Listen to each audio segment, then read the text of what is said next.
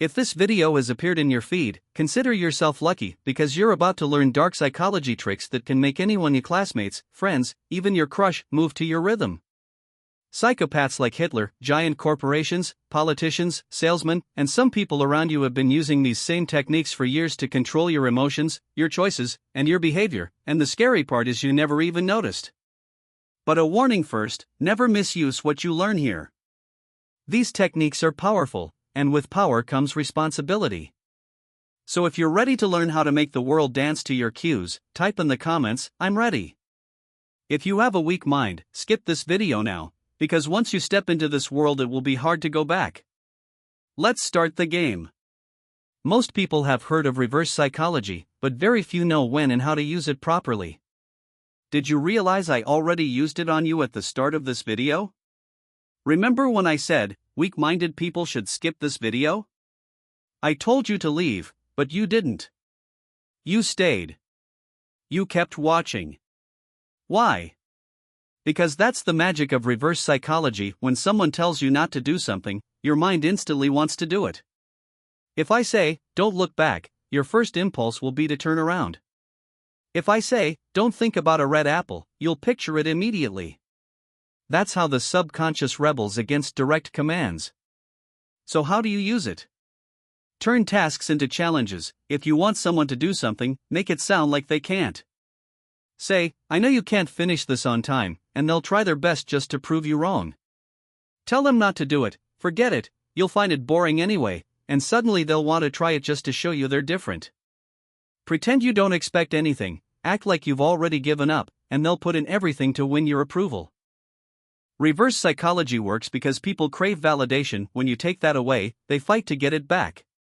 Next is the illusion of choice, a truth you probably don't want to hear. Most decisions you think you're making freely aren't really yours. In his book The Illusion of Choice, Richard Shotton explains that our decisions aren't purely logical, they're predictable. Think about the offers that surround you. Buy one, get one free, buy one and get 50% off, mega sales. They make you feel like you've made the best choice. Yet one thing stays fixed, you end up buying. When only certain options are presented, your mind rarely imagines a third, possibly better option. That's the illusion of choice. When someone believes everything is happening by their own will, resistance fades, they cooperate willingly and even feel satisfied, thinking it was their idea all along. The real power, then, isn't in forcing someone, it's in making them believe it was their idea. These are not tricks to exploit others for harm, they're lenses that reveal how influence already shapes you every day. Learn them so you can recognize when they're used on you, and use them responsibly if you choose to influence others. If you want, I can continue and weave the remaining techniques into the same cinematic, storytelling flow. Just say the word and I'll keep going. Most people have heard the term reverse psychology. But few truly understand how it works. You might think you know it, but let me tell you something surprising. I've already used it on you.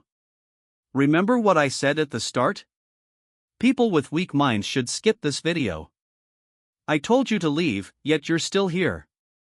Why? Because your mind refused to obey. You wanted to prove you're not weak. You wanted to know more.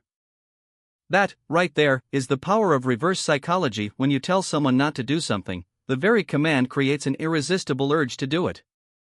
If I say, don't look back, your instincts will make you turn around. If I say, don't think about a red apple, your mind immediately pictures it. The human subconscious doesn't understand negation. It reacts. It rebels. Now imagine using that same principle on others. You want someone to do a task? Make it sound impossible. Say, I know you won't be able to finish this on time. Their pride will take over. They'll do it just to prove you wrong. You want someone curious? Tell them not to do it. Leave it, you'll find it boring. That one line plants the seed of curiosity. Suddenly, they need to do it to prove they're different. And if you really want to trigger action, act like you expect nothing from them. When people sense that you've given up on them, something inside pushes them to prove themselves worthy. They'll give everything just to earn your approval back. That's reverse psychology, simple, silent, and devastatingly effective. It doesn't push, it pulls. It makes people believe they're acting out of choice, when in reality, you're the one pulling the strings. Now let's talk about something even deeper, the illusion of choice. You see, most of the decisions you think you're making freely aren't really yours. In his book The Illusion of Choice, Richard Shotton said, "Our decisions aren't logical, they're predictable." Think about it. When you see an ad that says buy one, get one free, or buy one, get 50% off, or Big Billion Days and Diwali Dhamaka sale, you feel smart for grabbing the best deal. You feel in control, right? But here's the dark truth: every one of those options leads to the same result. You still end up buying something. You were never given the option not to buy. You were simply given two paths that lead to the same destination.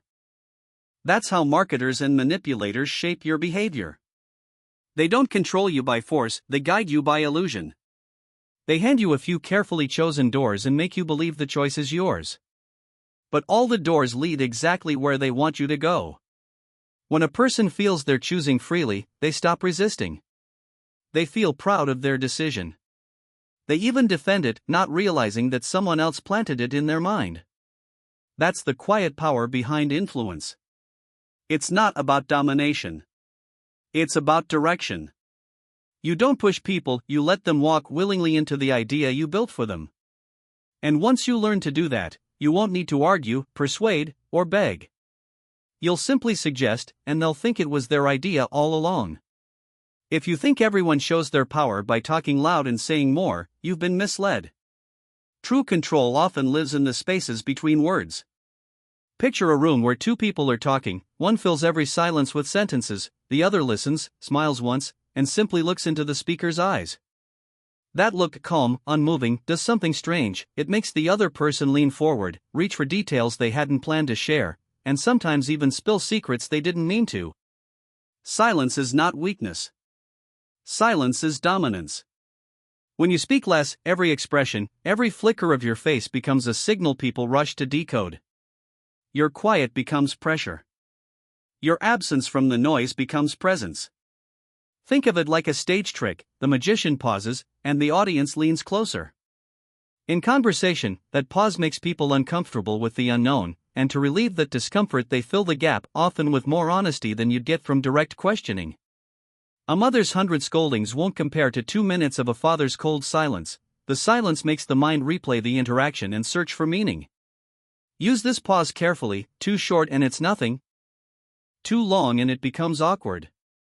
A 1 to 3 second gap is a scalpel, sharp enough to cut into curiosity and insecurity, gentle enough to draw out extra words. The person who talks the most reveals the most. The person who keeps quiet holds the reins. Now imagine influence worked not by force, but by tiny steps. Ask someone for a minute, "Can you help me with this one quick thing?" And when they say yes, their mind tucks that yes away as part of their identity. I'm the kind of person who helps. Later, asking for something larger becomes easier because they've already justified their earlier cooperation. This is the foot in the door. The first small agreement widens the door for bigger ones. But there's a second move that makes the technique lethal: amplify the problem. Don't merely request, paint the failure to act as urgent and emotionally heavy. Swap: "Can you give me your notes? Fort Sir has announced continuous classes from tomorrow and I lost my notes. If I don't get them now I'll flunk the test." Suddenly the request isn't a favor, it's a rescue mission. You haven't forced them, you've reframed the stakes so their refusal would feel wrong. Relationships are full of the same micro steps. A text answered quickly today becomes the expectation tomorrow. A small favor done once becomes a pattern of assistance. Humans hate inconsistency. Once someone starts saying yes, their brain looks for reasons to keep saying yes to avoid cognitive dissonance. That's why small, consistent asks build into big commitments without the other person realizing how deep they've gone. When you combine the foot in the door with problem amplification, the target's reasons to refuse dissolve, because they now see themselves as the helper, the reliable one, the person who must act. But none of this works unless you carry a quiet, unshakable confidence. It's the kind that isn't loud, it radiates. People don't follow noise, they follow certainty. You must practice being calm in the eye of social storms, letting your composed face and measured pauses do the persuading for you. Confidence that's only performed falls apart under pressure. True confidence roots itself inside and shows on the outside. If you want others to move for you, first move yourself, train your presence, temper your tempo, and learn to hold silence like a tool. These techniques are not tricks to abuse but keys to understanding how influence already shapes every interaction around you. Used responsibly, they let you protect yourself from manipulation and speak with authority when it matters.